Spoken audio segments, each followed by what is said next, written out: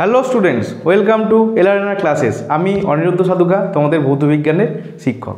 আজ আমরা class 10-এর chapter 8.3 তড়িৎ প্রবাহ এবং রাসায়নিক বিক্রিয়া, অর্থাৎ খুব ভালো করে বললে তড়িৎ বিশ্লেষণ, এই চ্যাপ্টারটা সম্পর্কে আলোচনা করব।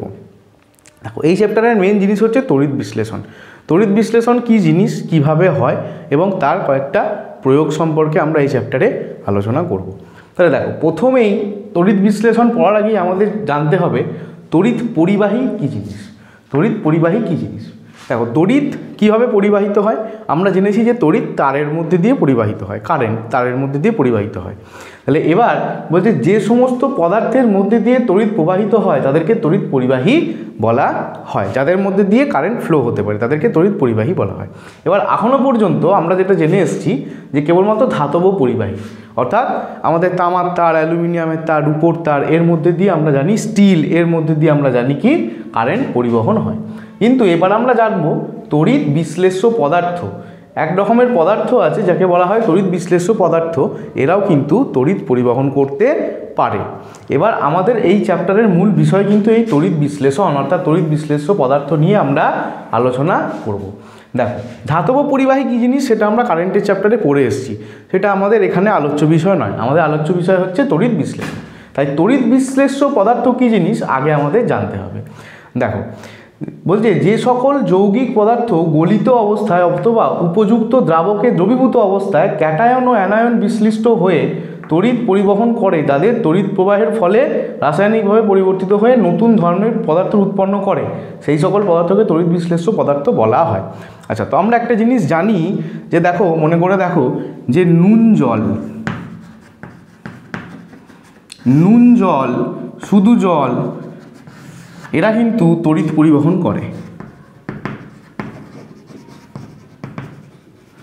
তড়িৎ পরিবহন কিন্তু এরা করে। ওই জন্য বলা হয় যে ভিজে হাতে জল থাকলে সুইচ অফ করবে না, তাতে কিন্তু আমাদের শক লেগে যাওয়ার অনেক সম্ভাবনা থাকে। আবার যদি নুন জল হয় সে কিন্তু খুব ভালো তড়িৎ পরিবহন করে। আমরা সেই 3 Idiots সিনেমা দেখেছিলাম, তাতে আমরা দেখেছিলাম যে salt water is a good conductor of current, সেই একটা এক্সপেরিমেন্ট ছিল। তোমরা বুঝতে পেরেছো কোনটার কথা বলছি? তাহলে এই যে জিনিসগুলো নুন জল, এরা কি ধাতু জিনিস? এরা কি ধাতব জিনিস কোনো?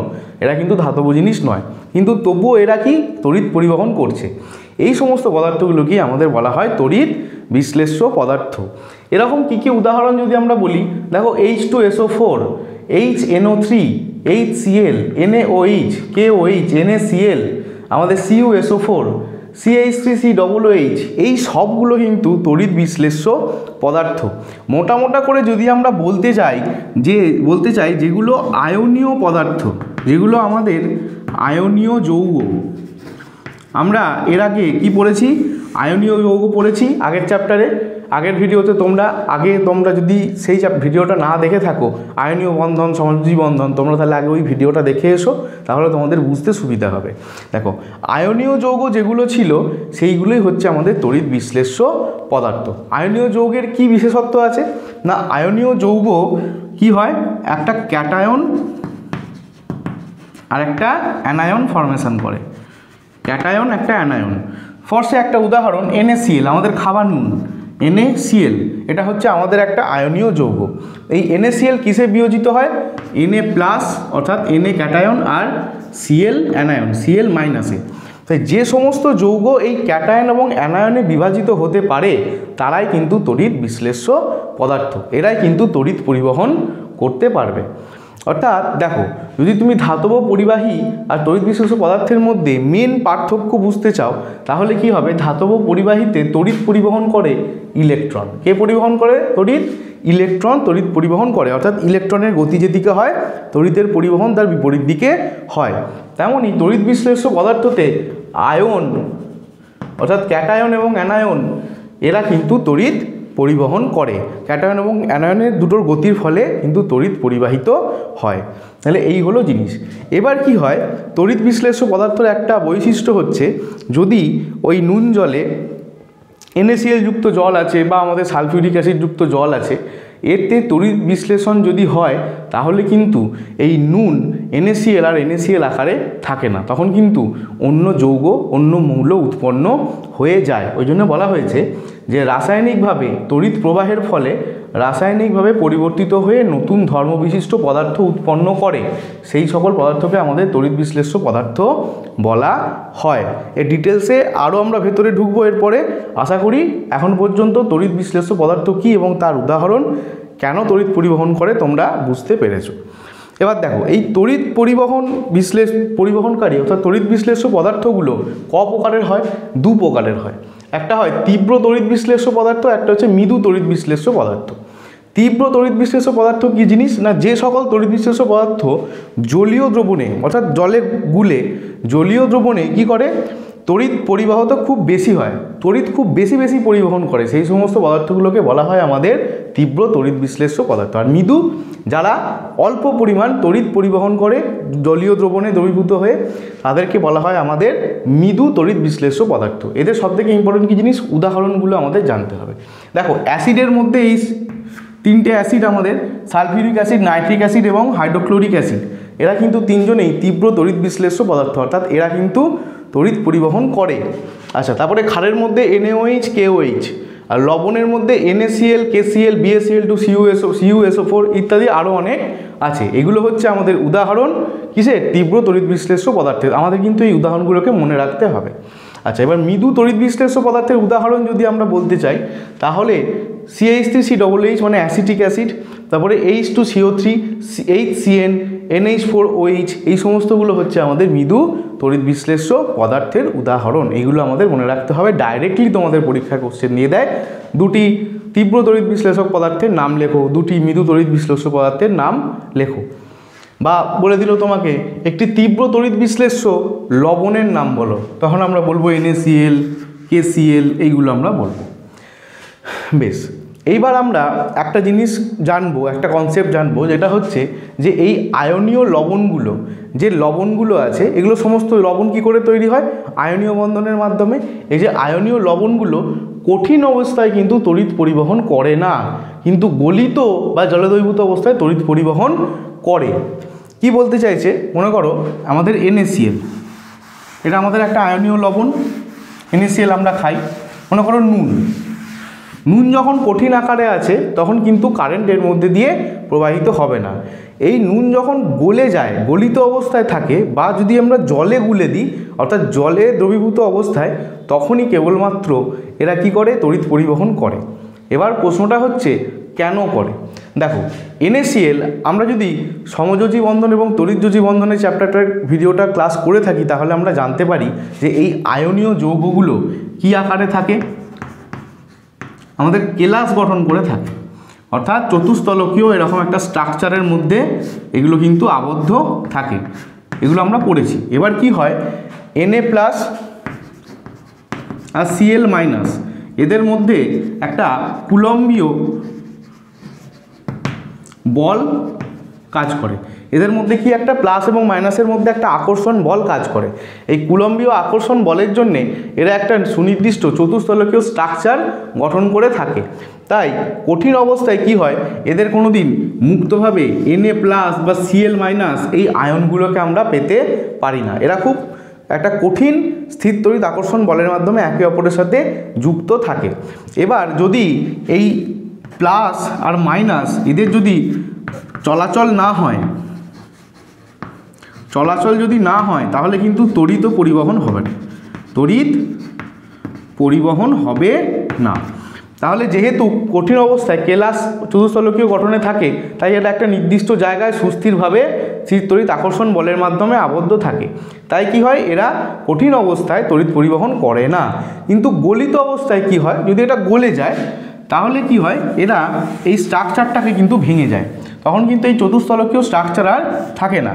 তখন গলিত অবস্থায়, মনে করো গলিত অবস্থায় আছে NaCl, তখন কিন্তু এর মধ্যে Na+, Cl-, Na+, এইভাবে উন্মুক্ত অবস্থায় ক্যাটায়ন এবং অ্যানায়নগুলি থেকে যায়।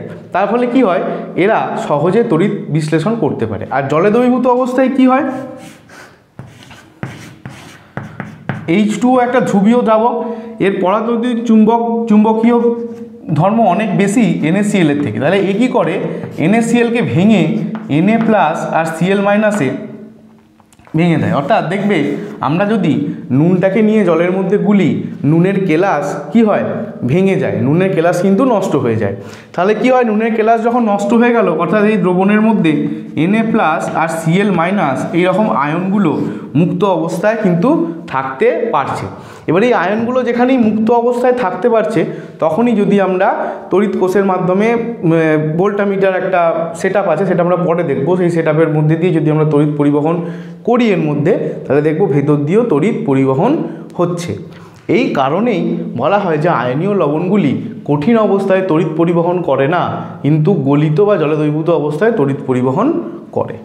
আচ্ছা, এখান থেকে আরেকটা কনসেপ্ট বলা যেতে পারে যে এই কিছু জিনিস মৃদু তড়িৎ বিশ্লেষ্য কেন হলো, আর কিছু জিনিস তীব্র তড়িৎ বিশ্লেষ্য কেন হলো।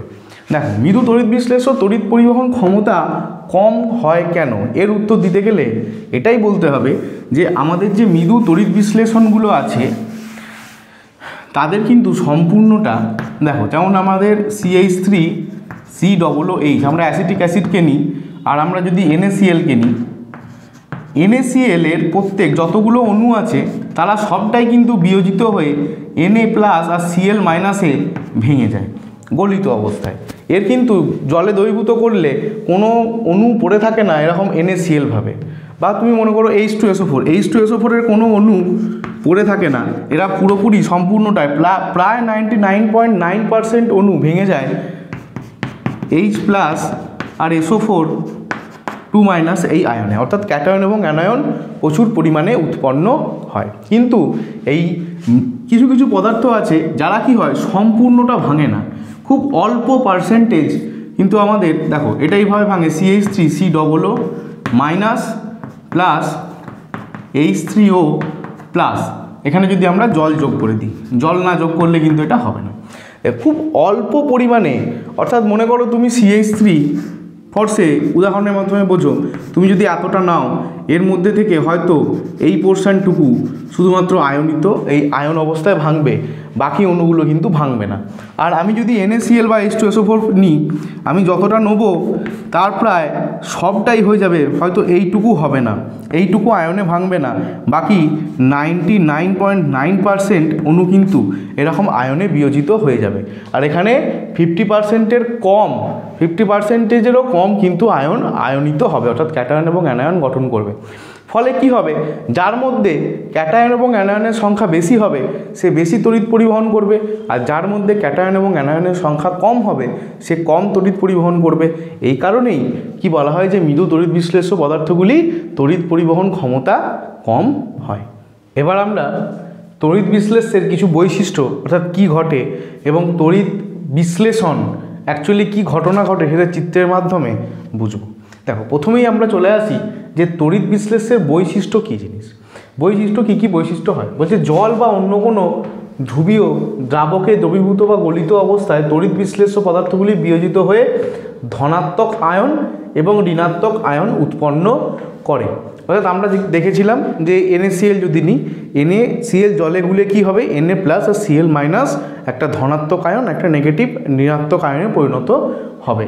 এই যে ধনাত্মক আয়নগুলো, এগুলোকে কি বলা হয়, এগুলোকে বলা হয় ক্যাটায়ন, এবং এই যে নেগেটিভ আয়ন সেগুলোকে কি বলা হয়, সেগুলোকে বলা হয় আমাদের অ্যানায়ন। এবার কি হয়, বলছে দ্রবণে বা গলিত অবস্থায় ক্যাটায়ন এবং অ্যানায়নের সংখ্যার তারতম্য হতে পারে, কিন্তু ক্যাটায়ন ও অ্যানায়নের মোট আধান সমান হবে, অর্থাৎ দ্রবণটি নিস্তরিত হবে। দেখো, এই পয়েন্টটা একটু ভালো করে আমাদের বুঝতে হবে। আমরা যদি NaCl এর উদাহরণ নিই, NaCl কি হয়, যেটা এখানে করা আছে আমি আরেকবার করছি। দেখো, NaCl বিয়োজিত হয়ে কি উৎপন্ন হবে না, Na+ আর Cl-। দেখো, একটা NaCl থেকে কটা Na হবে, একটা Na একটা Cl- উৎপন্ন হবে, অর্থাৎ এখানে যতগুলো Na+ হচ্ছে ততগুলো Cl- হচ্ছে। আচ্ছা, Na কটা পজিটিভ, 1 পজিটিভ, আর Cl কটা নেগেটিভ, 1 নেগেটিভ। তাহলে এখানে কি হচ্ছে, একটা প্লাস মাইনাস মিলে যে দ্রবণটা থাকছে, দ্রবণটা কিন্তু নিস্তরিত হচ্ছে। কিন্তু এরকম কেস কি হয়, অনেক সময় এই ক্যাটায়ন এবং অ্যানায়নের সংখ্যা সমান থাকে না। কিভাবে সমান থাকে না, মনে করো তোমার এরকম 100 অণু, যদিও NaCl অণু হয় না, তুমি বোঝার সুবিধার জন্য বোঝো যে NaCl এর 100 অণু নেওয়া হয়েছে, তাই এনএ কতগুলো হবে, এনএও হবে আমার 100 খানা আর সিএলও হবে আমার 100 খানা। অর্থাৎ এখানে যতগুলো ক্যাটায়ন উৎপন্ন হলো ততগুলো কিন্তু অ্যানায়ন উৎপন্ন হলো, অর্থাৎ ক্যাটায়ন এবং অ্যানায়নের সংখ্যা কী হলো, সমান হলো। সংখ্যা সমান হওয়ার সাথে সাথে যদি 100 খানা এনএ উৎপন্ন হয় তাহলে কতগুলো পজিটিভ চার্জ হবে, 100 খানা পজিটিভ চার্জ হবে। আর যদি 100 খানা সিএল মাইনাস হয় কতগুলো মাইনাস চার্জ হবে, 100 খানা আমাদের মাইনাস চার্জ হবে। তার ফলে কি হবে, প্লাস মাইনাস আবার প্রশমিত হয়ে যাবে, ফলে যে দ্রবণটা ছিল এই দ্রবণটা কিন্তু প্রাথমিকভাবে নিস্তড়িত থাকবে। এবার এরকম কন্ডিশন হতে পারে যেখানে কিন্তু ক্যাটায়ন এবং অ্যানায়নের সংখ্যা সমান থাকবে না। সেরকম একটা উদাহরণ যদি আমি দিই তাহলে আমি বলবো H2SO4। দেখো H2SO4 কীভাবে ভাঙবে, H2SO4 H প্লাস আয়নে ভাঙবে আর SO4 2- আয়নে ভাঙবে, এবং ব্যালেন্স করার জন্য শুধু এখানে 2 হবে। দেখো দুটো H ছিল, দুটো H একটা করে পজিটিভ হবে আর একটা SO4 দুটো পজিটিভ হবে। এখানে তুমি একটা জিনিস ভেবে দেখো, এখানে যদি আমি 100 অণু H2SO4কে নিই তাহলে আমার এখানে হাইড্রোজেন কতগুলো হবে, হাইড্রোজেনও তোমার দেখো এখানে 2 আছে 100, তাহলে এখানেও 100 মানে 200 খানা, তাহলে হাইড্রোজেন কতগুলো উৎপন্ন হবে, 200 অণু উৎপন্ন হবে, 200 খানা H প্লাস আয়ন উৎপন্ন হবে। তেমনই SO4 কতগুলো হবে, দেখো SO4 কতগুলো, 100টা, SO4 উৎপন্ন হবে 100 খানা। তাহলে এখানে কি হয়ে যাচ্ছে, এখানে দেখো H প্লাস আয়ন অর্থাৎ ক্যাটায়নটা 200টা উৎপন্ন হচ্ছে আর অ্যানায়নটা 100টা উৎপন্ন হচ্ছে, অর্থাৎ এখানে কিন্তু ক্যাটায়ন এবং অ্যানায়নের সংখ্যার তারতম্য ঘটে যাচ্ছে। যেখানে এখানে বলা আছে যে অ্যানায়নের সংখ্যা দ্রবণে গলিত অবস্থায় ক্যাটায়ন এবং অ্যানায়নের সংখ্যার তারতম্য হতে পারে, সংখ্যার তারতম্য কিন্তু হতে পারে, কিন্তু একটা জিনিস ব্যালেন্স আছে। কি ব্যালেন্স আছে, দেখো এই 200 খানা হাইড্রোজেনের পজিটিভ চার্জ কতগুলো, একটা করে, তাহলে কতগুলো পজিটিভ চার্জ হবে, 200 খানা পজিটিভ চার্জ হবে। কিন্তু এখানে একটু খেয়াল করে দেখো SO4 এর নেগেটিভ চার্জ কটা, দুটো করে। তাহলে 100 খানা যদি দুটো করে নেগেটিভ চার্জ প্রত্যেকজনকার হয় তাহলে 100টা SO4 এর টোটাল নেগেটিভ চার্জ কত হবে, ইন্টু দুটো করে মাইনাস, অর্থাৎ সেই 200 মাইনাসই হবে। কিন্তু কি হলো তাহলে, দেখো 200টা প্লাস 200টা মাইনাস, আমাদের কিন্তু পজিটিভ এবং নেগেটিভ চার্জ পরস্পরকে প্রশমিত করে দিল, অর্থাৎ দ্রবণটা কিন্তু আবার নিস্তড়িতই রইল। অর্থাৎ তার পরের লাইনটা এখান থেকে জাস্টিফাই হচ্ছে যে মোট আধান সমান হবে। সংখ্যা আমার এদিক ওদিক হতেই পারে, সংখ্যা আমার নাও মিলতে পারে, যতগুলো ক্যাটায়ন হলো ততগুলো অ্যানায়ন নাও হতে পারে, কিন্তু টোটাল ক্যাটায়নের আধান এবং টোটাল অ্যানায়নের আধান এই দুটো কিন্তু পরস্পরের সঙ্গে ব্যালেন্স অবস্থায় থাকবে। এর ফলে কি হবে, এর ফলে দ্রবণটা প্রাথমিকভাবে কিন্তু আমাদের নিস্তড়িত দ্রবণ থাকবে যতক্ষণ না পর্যন্ত সেখানে কারেন্ট দেওয়া হচ্ছে।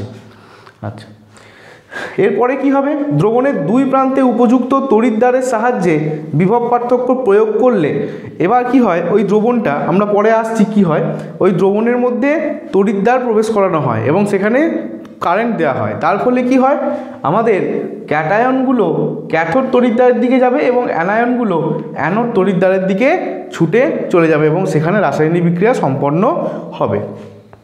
এবার এখানে নতুন যে দুটো টার্ম, সেটা হচ্ছে ক্যাথোড কী জিনিস স্যার আর অ্যানোড কী জিনিস স্যার। দেখো ক্যাথোড কী জিনিস আর অ্যানোড কী জিনিস জানতে গেলে তোমাকে পুরোপুরি তড়িৎ বিশ্লেষণটা কিভাবে ঘটে সেটা তোমাকে এবার বুঝতে হবে। দেখো তড়িৎ বিশ্লেষণ কী জিনিস, বলছে গলিত বা উপযুক্ত দ্রাবকে দ্রবীভূত অবস্থায় কোনো তড়িৎ বিশ্লেষ্য পদার্থের মধ্যে দিয়ে তড়িৎ প্রবাহ চালানোর ফলে যে প্রক্রিয়ায় রাসায়নিক পরিবর্তনের ফলে নতুন ধর্মবিশিষ্ট পদার্থ উৎপন্ন হয় তাকে তড়িৎ বিশ্লেষণ বলা হয়। সংজ্ঞার মাধ্যমে তুমি বুঝতে পারবে না, চলো ডায়াগ্রামটার মাধ্যমে তুমি বোঝো। দেখো তুমি মনে করো এরকম একটা পাত্র নিয়েছো, প্রথমে তুমি এই পাত্রটাকে খেয়াল করো, তুমি একটা পাত্র নিয়েছো, কাঁচের বিকার তুমি নিয়েছো বা যা খুশির একটা তুমি পাত্র নিয়েছো। সেই পাত্রতে তুমি কি করেছো, সেই পাত্রতে তুমি একটা তড়িৎ বিশ্লেষ্য পদার্থ নিয়েছো। ধরে নিলাম তুমি একটা তড়িৎ বিশ্লেষ্য পদার্থ NaCl নিয়েছো। কি নিয়েছো, NaCl নিয়েছো। এই NaClকে কী করেছো, জল দিয়ে গুলে দিয়েছো। এই যে দ্রবণটা এখানে তুমি নুন গোলা জল দিয়ে দিয়েছো, পাত্রর মধ্যে তুমি নুন গোলা জল একটা বাটির মধ্যে বা একটা কাঁচের বিকারের মধ্যে নুন গোলা জল দিয়েছো। এই যে নুন গোলা জল, এটাকে কি বলা হবে, এটাকে বলা হবে আমার তড়িৎ বিশ্লেষ্য পদার্থ। কি বলা হবে এটাকে, তড়িৎ বিশ্লেষ্য পদার্থ। বেশ, আচ্ছা, এরপরে তুমি কি করবে, এরপরে তুমি সেই ফিল্টারের ক্যান্ডেল দেখেছো যেরকম হয় সেরকম দুটো ধাতব পাত নেবে, বা নর্মাল পাত নিলেও হবে। ধাতব পাত এইভাবে তুমি দ্রবণের মধ্যে প্রবেশ করাবে আংশিকভাবে। ধাতব পাত কী করলে তুমি তড়িৎ বিশ্লেষণের মধ্যে এইভাবে প্রবেশ করাবে। এবার এই ধাতব পাত থেকে দুখানা তার দুটো দাঁড়ে যোগ করে একটা ব্যাটারির সঙ্গে যুক্ত করলে, এটা ব্যাটারি, এইদিকে প্লাস এদিকে মাইনাস। তার ফলে কি হয়ে যাবে, যদি এটা প্লাস হয় তড়িৎ এদিক থেকে এদিকে প্রবাহিত হবে, এদিকে প্লাস হয়ে এই তড়িৎদ্বারটা প্লাস তড়িৎদ্বার হয়ে যাবে, অর্থাৎ পজিটিভ তড়িৎদ্বার হয়ে যাবে। এইটাকে বলা হয়, প্লাস তড়িৎদ্বারটাকে আমাকে বলা হয় অ্যানোড। আর এদিকটা যেহেতু মাইনাসের সঙ্গে যুক্ত থাকবে তাহলে এই তড়িৎদ্বারটা হয়ে যাবে আমার মাইনাস, এই তড়িৎদ্বারটাকে বলা হয় আমার ক্যাথোড, আর এই দুটোকে বলা হয় আমার তড়িৎদ্বার। তাহলে তড়িৎদ্বার কী জিনিস বোঝা গেল, যে দুটো ধাতব পাত তড়িৎ বিশ্লেষণ দ্রবণের মধ্যে ডোবানো হয় এবং যার মধ্যে দিয়ে বাইরে দিয়ে তড়িৎ কোষের মাধ্যমে কারেন্ট পাঠানো হয়, তড়িৎ পাঠানো হয়, সেই দুটো দ্বারকে কি বলা হয়, তড়িৎদ্বার বলা হয়। এবার তড়িৎদ্বার ক রকমের, তড়িৎদ্বার দু রকমের, একটা হচ্ছে অ্যানোড আর একটা হচ্ছে ক্যাথোড। অ্যানোড কী জিনিস না, যে তড়িৎদ্বারটি ব্যাটারির পজিটিভ প্রান্তর সঙ্গে যুক্ত থাকে তাকে বলা হয় আমার অ্যানোড। আর ক্যাথোড কী জিনিস, যে তড়িৎদ্বারটি ব্যাটারির নেগেটিভ প্রান্তের সঙ্গে যুক্ত থাকে তাকে বলা হয় আমার ক্যাথোড। আর এই যে টোটাল সেটআপটা, এই সেটআপটাকে বলা হয় আমাদের ভোল্টামিটার। এটাকে কী বলা হয়, ভোল্টামিটার। ভোল্ট মিটার কিন্তু নয়, ভোল্ট মিটার কিন্তু বিভব মাপার যন্ত্রের নাম হচ্ছে ভোল্ট মিটার। এটাকে বলা হয় ভোল্টা, ভয়কার লয়টয় আঁকা ভোল্টা, ভোল্টামিটার। পুরো সেটআপটাকে আমাকে বলা হয় ভোল্টামিটার। এই সেটআপের মধ্যেই কিন্তু তড়িৎ বিশ্লেষণ করা হয়। এবার তুমি এখানে তড়িৎ বিশ্লেষণের বৈশিষ্ট্যের কি লাস্ট স্টেপটা তুমি খেয়াল করো, কি হবে।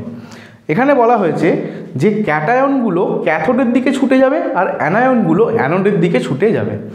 অর্থাৎ কি হবে, দেখো এখানে যখন আয়নীয় অবস্থায় থাকবে তখন এই NaCl যুক্ত জল কি হবে, দেখো যদি আয়নীয় ব্যাখ্যায় যাই প্রথমে কি হবে, আয়নী ভবন হবে। আমি ধরে নিয়েছি এটা কি NaCl দ্রবণ আছে, তাহলে NaClটা কিসে ভাঙবে, Na আর Cl, Na প্লাস আর Cl মাইনাসে ভেঙে গেল।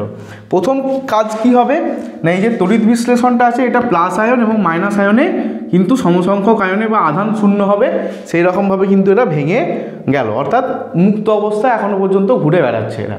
কী অবস্থায়, মুক্ত অবস্থায়, প্লাস এবং মাইনাস এরকম প্লাস মাইনাস আয়ন হিসেবে ঘুরে বেড়াচ্ছে। এবার যে এখানে তড়িৎ পাঠানো হলো তখন কি হবে, এই তড়িৎদ্বারটা পুরো পজিটিভ হয়ে গেল এবং এই তড়িৎদ্বারটা পুরো নেগেটিভ হয়ে গেল। আচ্ছা, এই যদি পজিটিভ হয়ে যায় তাহলে এ নিজের দিকে কাকে অ্যাট্রাক্ট করবে, এই সমস্ত নেগেটিভ আয়ন যেগুলো আছে, অর্থাৎ আমাদের অ্যানায়ন যেগুলো আছে, তো মাইনাস যেগুলো আছে সেগুলো কি হবে, এর দিকে জোর ছুটে যাবে।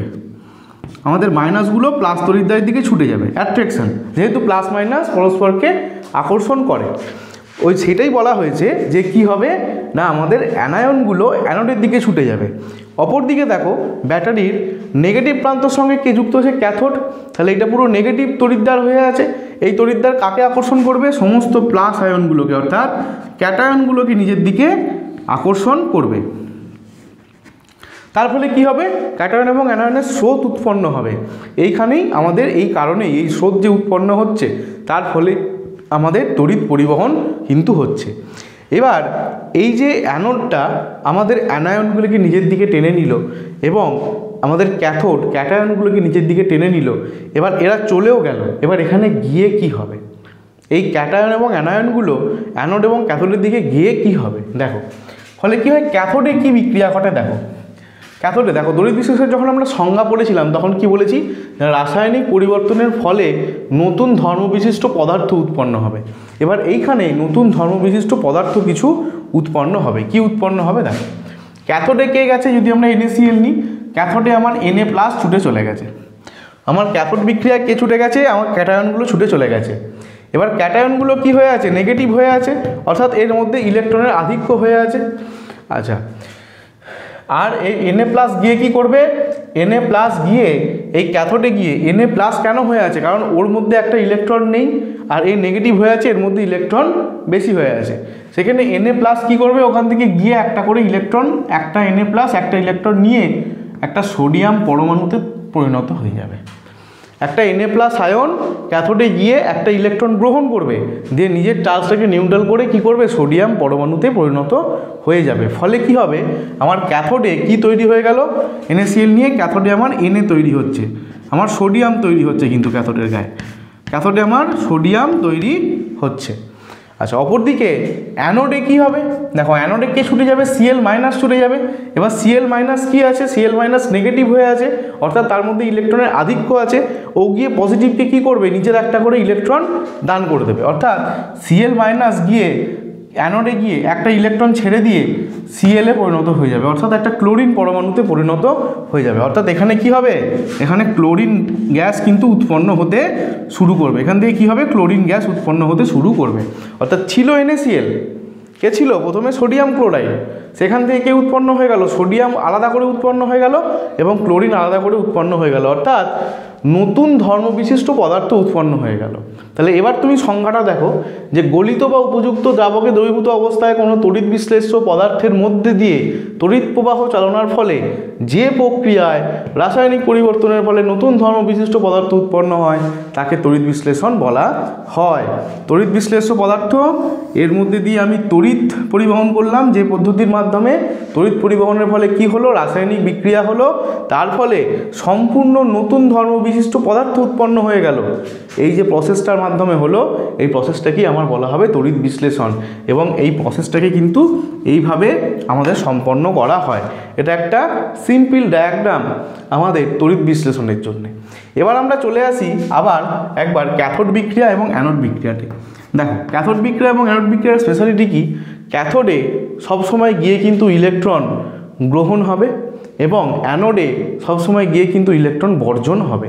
আচ্ছা, আমরা যদি জারণ বিজারণের কথা মনে রাখতে পারি, তাহলে আমরা কি বলা হয়েছিল, জারণ আর বিজারণ ইলেকট্রনীয় মতবাদ অনুযায়ী কোনো মৌল যদি ইলেকট্রনকে বর্জন করে দেয় তাহলে সেটা হয়ে যায় জারণ, আর কোনো মৌল যদি ইলেকট্রন গ্রহণ করে তাহলে সেটা হয়ে যায় বিজারণ। তাহলে সেই তত্ত্ব অনুযায়ী তুমি বলো ক্যাথোডে কোন বিক্রিয়া হচ্ছে আর অ্যানোডে কোন বিক্রিয়া হচ্ছে। দেখো ক্যাথোডে কি হচ্ছে, ক্যাথোডে ইলেকট্রন গ্রহণ হচ্ছে, তাহলে ক্যাথোডে অবশ্যই ক্যাথোডের যে বিক্রিয়াটা ঘটে সেটা এক প্রকার বিজারণ বিক্রিয়া। ক্যাথোডে যে বিক্রিয়াটা ঘটে সেটা এক প্রকার বিজারণ বিক্রিয়া। আর অ্যানোডে কি হচ্ছে, দেখো অ্যানোডে কি ইলেকট্রন বর্জন হচ্ছে, তাহলে অ্যানোডে যে বিক্রিয়াটা ঘটছে সেটা অবশ্যই হবে একটা জারণ বিক্রিয়া। তাহলে এখান থেকেও আমাদের পরীক্ষায় কোশ্চেন আসে যে ক্যাথোডের বিক্রিয়াটি হলো আসলে MCQ থাকে জারণ বিজারণ, জারণ বিজারণ উভয়ই কোনোটিই নয়, তাহলে কিন্তু আমাদের বলতে হবে বিজারণ। তাহলে ক্যাথোডে কি হয়, বিজারণ হয়, আর অ্যানোডে কি হয়, জারণ হয়। এটা কিন্তু খুব ইম্পর্টেন্ট কনসেপ্ট, আমাদের কিন্তু মনে রাখতে হবে। তো এই গেল আমাদের তড়িৎ বিশ্লেষণ, তড়িৎ বিশ্লেষণের বৈশিষ্ট্য, তড়িৎ বিশ্লেষণ কী জিনিস, কিভাবে ব্যাপারটা সংঘটিত হয় একটা লজিক্যাল ডায়াগ্রামের মধ্যে, এবং আয়নীভবন কিভাবে হয়, ক্যাথোডের বিক্রিয়া কি হয় এবং অ্যানোডের বিক্রিয়া কি হয়। এবার আমরা কয়েকটা স্পেশাল টাইপের তড়িৎ বিশ্লেষণ সম্পর্কে আলোচনা করব। এবার আমরা তড়িৎ বিশ্লেষণের দুখানা উদাহরণ দেখব। এত যে তড়িৎ বিশ্লেষণ করলাম তার দুখানা উদাহরণ তো আমাদের দেখতেই হবে। দেখো প্রথম উদাহরণ কি না, প্লাটিনাম তড়িৎদ্বার ব্যবহার করে জলের তড়িৎ বিশ্লেষণ যদি করা হয় তাহলে কি উৎপন্ন হবে। দেখো প্লাটিনাম তড়িৎদ্বার ব্যবহার করে জলের তড়িৎ বিশ্লেষণ করতে গেলে এরকম একটা সেটআপের দরকার হয়। এই সেটআপটাকে কি বলা হয়, দেখো এটা হচ্ছে একটা ভোল্ট মিটার। এই ভোল্ট মিটারটাকে বলা হয় হফম্যানের ভোল্ট মিটার, অর্থাৎ বিজ্ঞানী হফম্যান এই ভোল্ট মিটারটা তৈরি করে উনি কিন্তু জলের তড়িৎ বিশ্লেষণ করেছিলেন। তো হফম্যানের ভোল্ট মিটারে কী হয়, তিনটে কাঁচের নল থাকে, একটা উন্মুক্ত, অর্থাৎ এইখান থেকে জলটা ঢালা হয়, তার ফলে দুদিকে জল যায়, এবং এই যে তড়িৎদ্বার দুটো এটা কিন্তু প্লাটিনাম ধাতু দিয়ে তৈরি হয়। এই তড়িৎদ্বার দুটো কিন্তু আমাদের প্লাটিনাম ধাতু দিয়ে তৈরি হয়, যেটা ক্যাথোডই হোক আর অ্যানোডই হোক। তো এবার কি হয় দেখো, তড়িৎ বিশ্লেষ্য হিসাবে এর কিন্তু প্রত্যেকটা আমাদের জিনিস কিন্তু ইম্পর্টেন্ট। হয়তো তোমাকে প্রশ্ন করলো প্লাটিনাম তড়িৎদ্বার ব্যবহার করে জলের তড়িৎ বিশ্লেষণে তড়িৎ বিশ্লেষ্য পদার্থ হিসেবে কি ব্যবহার করা হয়। দেখো তড়িৎ বিশ্লেষ্য পদার্থ হিসেবে কি ব্যবহার করা হয়, 2% H2SO4 যুক্ত জল ব্যবহার করা হয়। শুধু জল নয়, জলের মধ্যে 2% H2SO4 ব্যবহার করা হয়, অর্থাৎ 100 ফোঁটা যদি জল থাকে তার মধ্যে 100 ফোঁটার মধ্যে 2 ফোঁটা থাকবে কি H2SO4, অর্থাৎ সামান্য একটুখানি সালফিউরিক অ্যাসিড যোগ করতে হয় জলের মধ্যে। অর্থাৎ এর মধ্যে যেটা দেওয়া আছে সেটা কিন্তু জলই, আর একদম অল্প সামান্য একটুখানি সালফিউরিক অ্যাসিড। আচ্ছা, কেন দেওয়া হয় সেটা আমরা পরে দেখব। আর তারপরে দেখি তড়িৎদ্বার। তড়িৎদ্বারে আমরা বলে দিলাম ক্যাথোড হোক বা অ্যানোড হোক, এটা প্ল্যাটিনামের পাত ব্যবহার করা হয়। এবার দেখো তড়িৎ বিশ্লেষণ কি হয়। এবার এটার সঙ্গে ব্যাটারির সাথে যুক্ত করে ক্যাথোডে এবং অ্যানোডে যদি তড়িৎ পরিবহন চালনা করা হয়। আচ্ছা, এখানে একটা কথা মনে রাখতে হবে, এটা কিন্তু অবশ্যই যা তড়িৎ বিশ্লেষণ হবে সমস্ত তড়িৎ বিশ্লেষণটা কিন্তু ডিসি কারেন্টে চলবে, একটাও কিন্তু আমাদের এসি কারেন্টে তড়িৎ বিশ্লেষণ হবে না।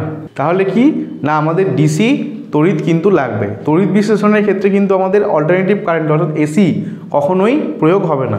সবসময় কিন্তু যা করবে তুমি সমস্ত কিছুই ডিসি অর্থাৎ ব্যাটারির মাধ্যমে কিন্তু তড়িৎ কারেন্ট দিতে হবে। তার ফলে কি হবে, বলছে জল হাইড্রোজেন এবং অক্সিজেনে বিশ্লিষ্ট হয়ে যায়। জল কি দিয়ে তৈরি হয়? দেখো জল মানে কি H2O, জল হাইড্রোজেন এবং অক্সিজেন দিয়ে তৈরি। এই জলটা কি হয়, ভেঙে যায়, অক্সিজেন আর হাইড্রোজেন আলাদা হয়ে যায়। দেখো বিয়োজনে কি হয়, প্রথম যেটা হয় বিয়োজন, সেটা হচ্ছে H2O কি হয় ভাঙে H+ আর OH- আয়নে, H+ আয়ন এবং OH- আয়নে কিন্তু জল ভেঙে গেল। এরপরে কি হবে, ক্যাথোডে বিক্রিয়া। ক্যাথোডে কি যাবে, ক্যাথোডে কে যায়, ক্যাথোডে আমাদের ক্যাটায়ন ছুটে যায়, অর্থাৎ H+ আয়নটা আমাদের ক্যাথোডে ছুটে যাবে। এই যে ক্যাথোডে আমাদের -H+ আয়ন যেগুলো থাকবে সেগুলো আমাদের ক্যাথোডে ছুটে যাবে। ক্যাথোডে গিয়ে কী করবে, একটা ইলেকট্রনও কিন্তু গ্রহণ করে নেবে। ইলেকট্রন গ্রহণ করে নিয়ে কি হয়ে যাবে, একটা হাইড্রোজেন পরমাণু তৈরি করবে। এবার এইভাবে আরেকটা হাইড্রোজেন পরমাণু তৈরি হবে, পরপর দুখানা হাইড্রোজেন পরমাণু আবার পরস্পরের সঙ্গে যুক্ত হয়ে একটা হাইড্রোজেন অণু আমাদের গঠন করবে এবং এটা গ্যাস আকারে গঠিত হবে, গ্যাস। তার ফলে কি হবে, এইখানে যে জলটা থাকবে তার উপরে হাইড্রোজেন গ্যাস কিন্তু আমাদের জমতে থাকবে, অর্থাৎ এখানে বুদবুদ করে হাইড্রোজেন কিন্তু ওপর দিকে উঠে গিয়ে জমতে থাকবে। এরপরে কি দেখবো আমরা, অ্যানোডে কি বিক্রিয়া করবে। দেখো অ্যানোডে কি হবে, আচ্ছা OH- আছে, তাহলে নিশ্চয়ই OH- আমাদের অ্যানোডের দিকে ছুটে যাবে, অ্যানায়ন অ্যানোডের দিকে ছুটে যাবে। তাহলে এখানে গিয়ে কী করবে, একটা ইলেকট্রনও ত্যাগ করে দেবে। এবার একটা ইলেকট্রন ত্যাগ করে দিয়ে কি উৎপন্ন হবে, একটা OH উৎপন্ন হবে। এই রকম 4টে OH আবার পরস্পরের সঙ্গে যুক্ত হয়ে কি করবে, 2 অণু জল উৎপন্ন করে দেবে আর 1 অণু অক্সিজেন গ্যাস তৈরি করবে। অর্থাৎ অ্যানোডে কি তৈরি হবে, ওপরে অক্সিজেন গ্যাস তৈরি হবে, অক্সিজেন গ্যাস এবং জল তৈরি হবে, জলটা নিচে নেমে থাকবে আর অক্সিজেন গ্যাসটা কিন্তু এইভাবে ওপরে বুদবুদ আকারে জমতে থাকবে। তো এই হলো আমাদের প্লাটিনাম তড়িৎদ্বার ব্যবহার করে জলের তড়িৎ বিশ্লেষণ করা। এখান থেকে ইম্পর্টেন্ট যেটা সেটা হচ্ছে যে তোমাকে এইভাবে জিজ্ঞাসা করবে যে প্লাটিনাম তড়িৎদ্বার ব্যবহার করে জলের তড়িৎ বিশ্লেষণে ক্যাথোডে এবং অ্যানোডে কি কি গ্যাস তৈরি হয়। আমরা কি অ্যান্সার দেবো না, ক্যাথোডে হাইড্রোজেন গ্যাস তৈরি হয় এবং অ্যানোডে আমাদের অক্সিজেন গ্যাস তৈরি হয়। আর এখান থেকে আরেকটা যেটা খুব গুরুত্বপূর্ণ জিনিস সেটা হচ্ছে এই ক্যাথোডে এবং অ্যানোডে উৎপন্ন গ্যাসের আয়তনের অনুপাত কত। এটা তো দেয়ই যে ক্যাথোডে এবং অ্যানোডে উৎপন্ন গ্যাসের আয়তনের অনুপাত কত। দেখো হাইড্রোজেন বেশি উৎপন্ন হয়, অক্সিজেন কিন্তু কম উৎপন্ন হয়। অক্সিজেন যা উৎপন্ন হয় আয়তনের দিক থেকে, হাইড্রোজেন কিন্তু তার দ্বিগুণ আয়তনে উৎপন্ন হয়। অর্থাৎ কি বলতে পারি আমরা, ক্যাথোডে কি উৎপন্ন হয়, ক্যাথোডে হাইড্রোজেন। তোমাকে কিন্তু ডাইরেক্টলি বলে দেবে না যে হাইড্রোজেন এবং অক্সিজেনের অনুপাত, তোমাকে কিন্তু এইভাবে ঘুরিয়ে বলবে যে ক্যাথোডে এবং অ্যানোডে যে গ্যাসগুলি উৎপন্ন হলো তাদের আয়তনের অনুপাত কত হবে, 2:1। এটা কিন্তু আমাকে খেয়াল রাখতে হবে আগে ক্যাথোড আছে কিনা, ক্যাথোড তারপরে অ্যানোড, তাহলেই হবে কিন্তু 2:1। এবার যদি তোমাকে কোশ্চেনটা ঘুরিয়ে দেয়, যদি বলে অ্যানোডে এবং ক্যাথোডে যে গ্যাস উৎপন্ন হলো তাদের আয়তনের অনুপাত কত, তখন তুমি অনুপাতটাও ঘুরিয়ে দেবে 1:2। এই দুটো কিন্তু কোশ্চেন এখান থেকে খুব ইম্পর্টেন্ট এবং এই দুটোই পড়ে। আশা করি তোমরা ব্যাপারটা বুঝতে পেরেছো। এরপর চলে আসি সেকেন্ড এক্সাম্পেলে। সেকেন্ড এক্সাম্পল হচ্ছে আমাদের কপার তড়িৎদ্বার ব্যবহার করে CuSO4 অর্থাৎ কপার সালফেটের জলীয় দ্রবণের তড়িৎ বিশ্লেষণ। দেখো এই হলো সেট আপ। আমরা একটা কাঁচের বিকার নিয়েছি, দেখো এখানে কি ভোল্টমিটার হিসেবে কি ব্যবহার করা হয়, ভোল্টমিটার হিসেবে কাঁচের পাত্র নেওয়া হয়। কাঁচের পাত্রতে আমি তড়িৎদ্বার হিসেবে কি নেবো, তড়িৎদ্বার ক্যাথোড এবং অ্যানোড হিসেবে আমরা কপারের পাত নেবো, Cu অর্থাৎ তামার পাত নেবো।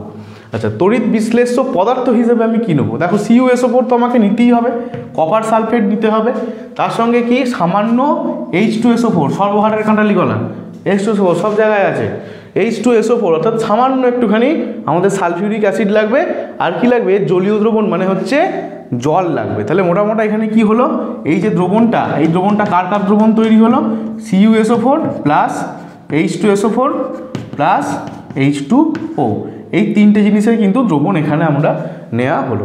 আর তড়িৎদ্বার দুটো কিসের নেওয়া হয়েছে, কপারের তড়িৎদ্বার নেওয়া হয়েছে। দেখো তড়িৎ বিশ্লেষণ করলে কি হবে, প্রথমে কি হবে, প্রথমে আমাদের বিয়োজন ঘটবে। প্রথমে এই তিনটে জিনিসের, এই তিনটে যে যৌগ কপার সালফেট, সালফিউরিক অ্যাসিড এবং জল, এদের বিয়োজন ঘটবে। দেখো কপার সালফেটের বিয়োজন ঘটে কি হবে, Cu2 plus SO4 2 minus ion উৎপন্ন করবে। Cu2 প্লাস ক্যাটায়ন এবং SO4 2 মাইনাস অ্যানায়ন আমাদের উৎপন্ন হবে। H2SO4 ভেঙে কি হবে, 2H প্লাস আর SO4 2 মাইনাস উৎপন্ন হবে। আর জল ভেঙে কি হবে, H প্লাস আর OH মাইনাস কিন্তু আমাদের উৎপন্ন হবে। তাহলে প্রথমে এখানে আয়নগুলো তৈরি হয়ে গেল, অর্থাৎ প্লাস মাইনাস এই আয়নগুলো কিন্তু সব রেডি হয়ে গেল। এরপর ব্যাটারির মাধ্যমে যদি আমরা তড়িৎ কারেন্ট দিই তাহলে কি হবে, ক্যাথোডে বিক্রিয়া হবে। আচ্ছা ক্যাথোডের দিকে কি হবে, ক্যাথোডের দিকে আমাদের কারা ছুটে যাবে, ক্যাটায়ন ছুটে যাবে। ক্যাটায়ন কে আছে, দেখো ক্যাটায়ন আছে আমাদের Cu2 প্লাস আর H প্লাস। এবার এরা দুজনেই কিন্তু ছুটে যাবে কোন দিকে, আমাদের ক্যাথোডের দিকে। কিন্তু এখানে কে ইলেকট্রনটাকে গ্রহণ করবে, দিয়ে ধাতুতে পরিণত হবে। দেখো এখানে কে আছে, এখানে রেষারেষি কার মধ্যে, Cu2 প্লাস আর H প্লাসের মধ্যে।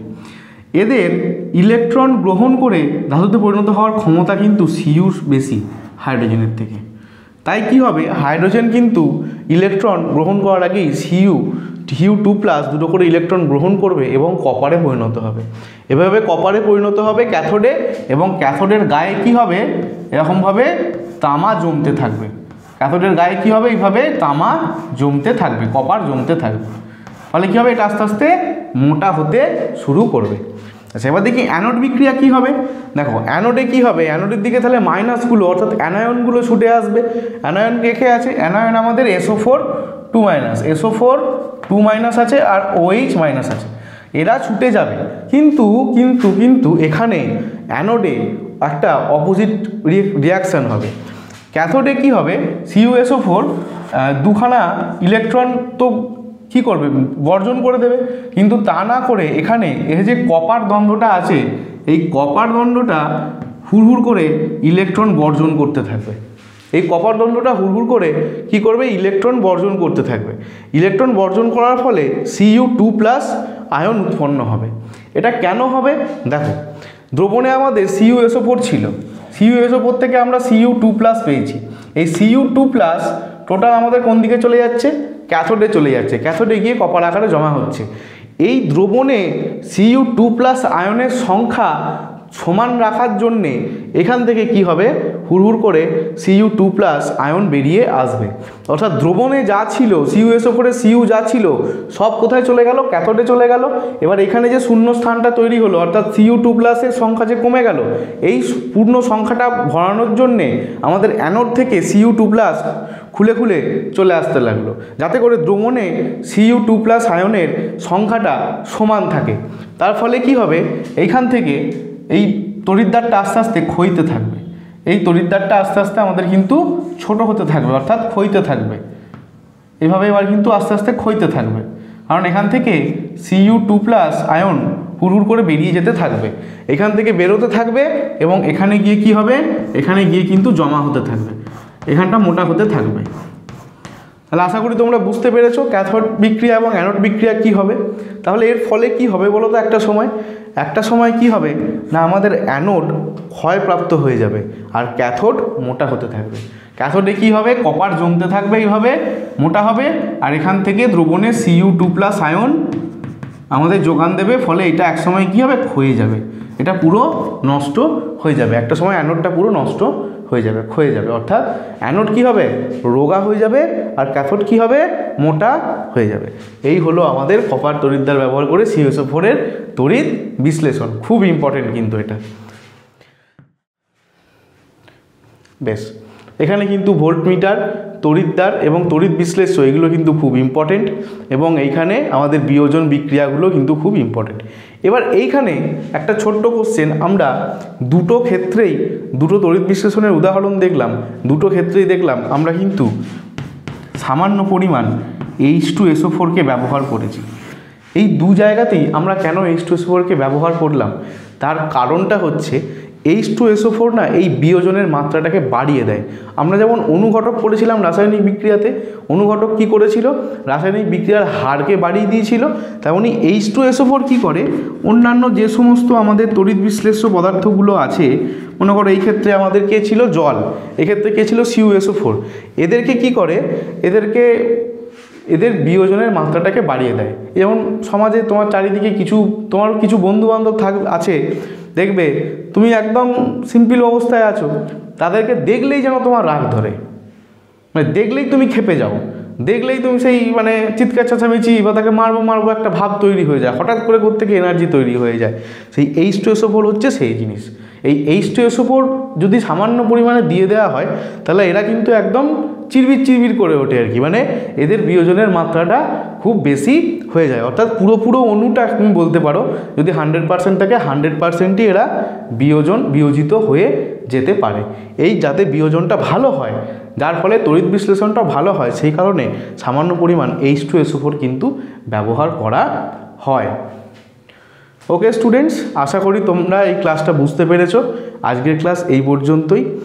আর এই ক্লাসটা ভালো লাগলে তোমরা অবশ্যই লাইক করো, বুঝতে না পারলে অবশ্যই কমেন্ট করো। আর এই ক্লাস সংক্রান্ত যদি তোমাদের কোনো নোটসের প্রয়োজন হয়, তাহলে আমাদের অ্যাপ গুগল প্লে স্টোরে গিয়ে আমাদের অ্যাপ LRNR ডাউনলোড করো, সেখান থেকে তোমরা স্টাডি মেটেরিয়ালস ইজিলি পেয়ে যাবে। ওকে, এর পরবর্তী অংশ নিয়ে আবার দেখা হবে আবার কোনো এক ভিডিওতে। আজকের মতো টাটা।